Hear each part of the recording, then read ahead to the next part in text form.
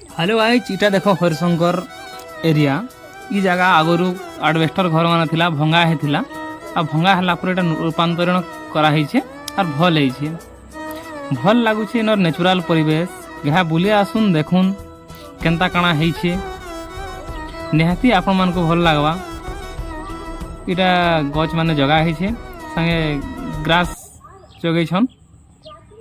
एटा हरिशंकर रे under construction काम चली है। तो हरिशंकर एरिया मंदिर अच्छे बनू काम कंटिन्यू चली है। हरिशंकर बाबा के दर्शन करवा लगे ये रास्ता आवार पर यहाँ हूँ हरिशंकर मंदिर। ये प्लेस खाली प्लेस अच्छे। ये जगह तुम नड़िया भोग मिल पार्बा।